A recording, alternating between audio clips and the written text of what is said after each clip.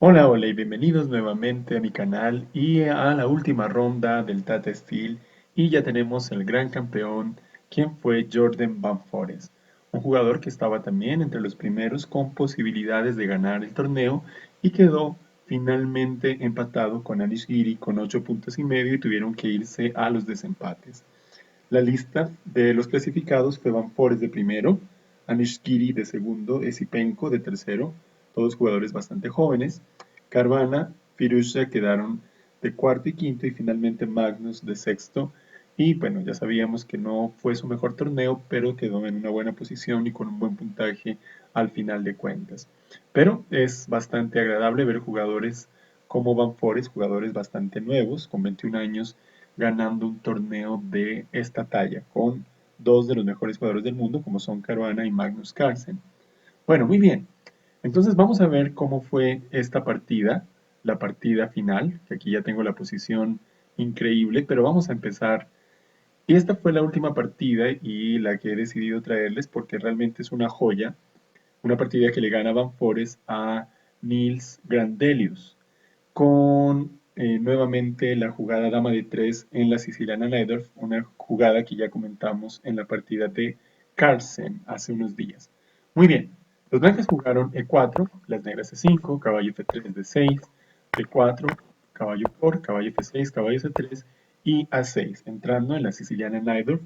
Y nuevamente, y se nota la gran preparación teórica de Van Forest, jugó dama de 3. Esta jugada, que como ya lo explicábamos anteriormente, tiene la posibilidad de desplazar la dama por la fila 3, atacando desde el punto G3, el punto D6 y el punto G7, dependiendo del tipo de estructura que elijan las negras realizar más adelante, si es 6 o E5. Las negras jugaron caballo BD7, una jugada totalmente natural que amenaza ir a la casilla E5, C5 para molestar a la dama que está en D3, y las blancas juegan alfil E2.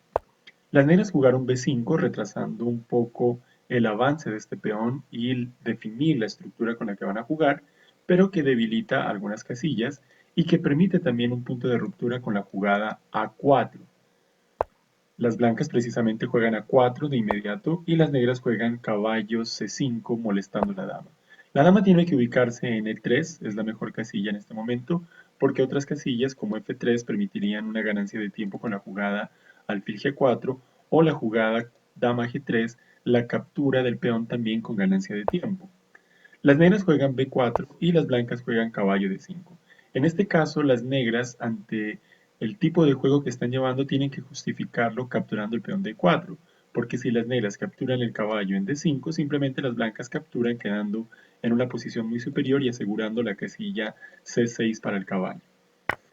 Las negras capturan y las blancas juegan A5, una jugada bastante interesante que fija la debilidad de A6 y hace un poco más difícil el desarrollo del flanco de dama. De hecho, este va a ser el tema central del mediojuego de esta partida. Las negras capturan, las blancas también, y por la torre encontrarse en la misma diagonal de la dama, obligan a las negras a jugar E6. Las blancas se enrocan, las negras empiezan a sacar sus piezas para tratar de contrarrestar el atraso en desarrollo que tienen, y las blancas juegan alfil de 2 y ya tienen ataque sobre el punto B4, el punto A6 es bastante débil en este momento, también amenazado por el alfil, la torre apoya el avance del peón de A5, que será decisivo hacia el medio juego en lo que vamos a ver un poquito más adelante. Las negras juegan alfil E7, las blancas ya han culminado su desarrollo, ya están saliendo de la apertura, mientras que las negras aún les falta dos tiempos. Uno es el enroque y sacar la dama. Eso significa que las blancas han obtenido una gran compensación por el peón que sacrificaron. Las blancas juegan alfil F3, con lo cual refuerzan el ataque por esta diagonal, y las negras deben ser muy cuidadosas con algún tema posible que pudiese surgir, perdón, a partir de esta nueva posición del alfil. Las negras se enrocan y las blancas juegan dama de 3. En este momento ya el alfil presiona a la torre, se podría capturar, está cayendo el peón y la posición ya tiene ligerita ventaja para las blancas a pesar del peón de menos. Las negras se quitan a B8, lo cual no parece ser lo mejor. Obviamente es para defender el peón de B4, pero esta torre está sufriendo en esta posición y vamos a ver cómo finalmente esta torre termina en una pésima posición y es como si las negras quedaran con torre de menos. Las blancas juegan C4, peón por, y viene torre A7 y las blancas juegan torre B1, precisamente para no darle tiempo a las negras de salvarse de la amenaza que viene y que es bastante sorprendente por parte de Van Forest.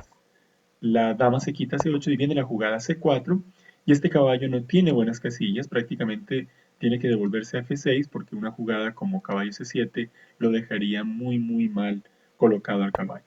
El caballo se retira y viene la idea principal de Van Forest, una jugada muy bonita que amenaza directamente a la torre, de tal modo que es necesario tomarse forzosamente el caballo y es lo que hacen, pero fijémonos que las blancas quedan con dos peones muy fuertes que van a avanzar casi que de forma imparable hacia la octava fila y las negras perderían, tendrían que devolver prácticamente material, mucho más material y las blancas quedarían con muchísima ventaja.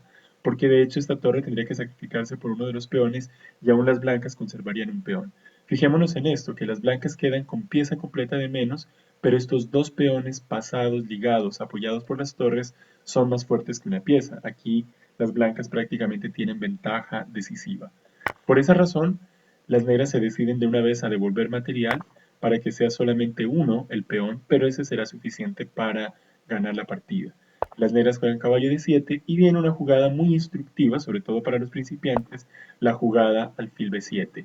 Esta jugada lo que amenaza es jugar A6 y dejar completamente anulada esta torre, porque la captura de la torre por el alfil, además de perder calidad, simplemente ayudaría a los propósitos de las blancas de avanzar el peón.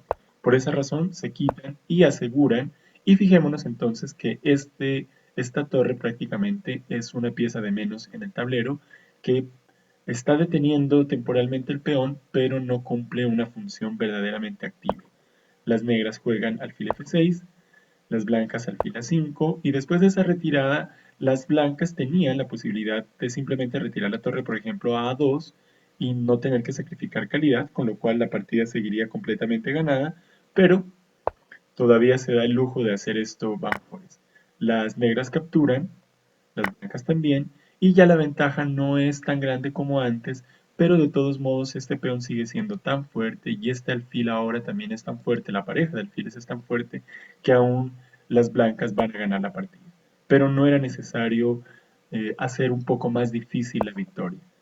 Viene la jugada alfil 6, torre C1, G6, y fijémonos cómo aquí nuevamente las blancas pueden capturar de inmediato la torre, pero no lo hacen porque gracias a esta estructura que han realizado las negras han debilitado más las casillas de color oscuro y este alfil entonces se hace más poderoso que esta torre.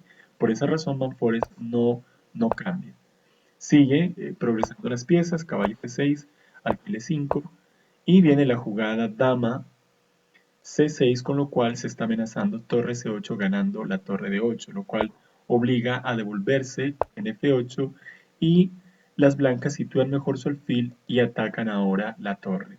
Una torre que, como vemos, ha permanecido inactiva en esa casilla todo este tiempo y es prácticamente como si no estuviera en el tablero. De todas maneras, las negras no la quieren perder entera. Viene la jugada F3 y aquí Miss Grandelio sorprende realizando la jugada torre por A6 para tratar de entrar con la dama a un juego activo buscando algunas tablas por perpetuo. Pero veremos cómo todo lo tenía totalmente controlado Van Forest y después de estas jugadas, a pesar de algunos jaques, no es suficiente. Por ejemplo, en este caso, la jugada dama h1 para tratar de sacar el rey a g3 también la calculó, de tal modo que este rey va a salir sin mayor dificultad y aunque parece que hubiera peligros, es solamente algo ilusorio.